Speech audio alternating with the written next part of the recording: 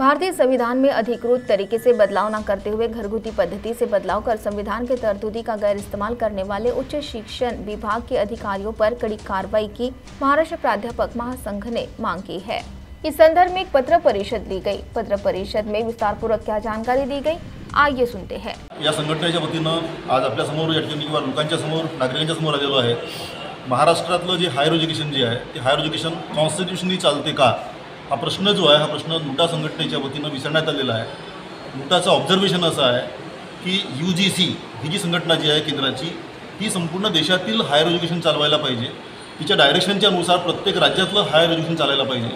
पण महाराष्ट्रातील higher education जे आहे हे संचालक आणि त्यांचे उपसंचालक यांनी UGCच्या डायरेक्शनचा स्वतःच्या अनुसार लावलेला अर्थ जो आहे त्यानुसार ते चालताना आपल्याला पाहायला मिळत आहे। आणि त्यामुळे BT भाऊ देशमुख आमचे जे अध्यक्ष जे आहेत, माझे अध्यक्ष आणि आमदार जे आहेत, त्यांनी हा प्रश्न विचारला आहे की या देशातील हायर एज्युकेशन हे राज्यघटनेनुसार चालत नसून राज्यघटनेमध्ये आपल्या घरगुती स्तरावर बदल करून ते चालवत आहेत, अशा प्रकारची भूमिका जी आहे भूमिका या ठिकाणी ठेवलेली आहे।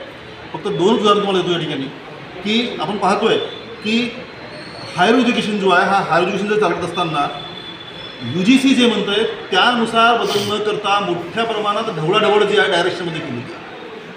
दुसरी गोष्ट अशी की भरत्या जी आहेत केंद्राचं म्हणणं असं आहे की UGCचं म्हणणं असं आहे की जवळपास 90% भरत्या कराव्यात। महाराष्ट्रातलं सध्या हायर एज्युकेशन जे आहे हे ऑक्सिजनवर चालताना आपल्याला पाहायला मिळतं आहे। 50%पेक्षा जास्त जागा ज्या आहेत ह्या रिक्त आहेत आणि त्यामुळे जबाबदारीने उच्च शिक्षणातील प्राध्यापक जे आहेत काम करत नाही आहेत, ही भूमिका आमच्या लक्षामध्ये आलेली आहे। आणि त्यामुळे एक आंदोलनाचा ठराव जो आहे हा ठराव फुक्तो आणि नुटा यांनी पास केलेला आहे। आमच्या मागण्या ज्या आहेत ह्या मागण्या पूर्ण जर होत नसतील तर पुढच्या महिन्यापासून आम्ही आंदोलनाचा हा ठराव जो आहे पास केलेला आहे आणि सरकारला ती एक वॉर्निंग देण्यासाठी आमची प्रेस जी आहे प्रेस आम्ही या ठिकाणी घेतलेली आहे। CTV के लिए प्रतिनिधि वैभव रुयारकर की रिपोर्ट।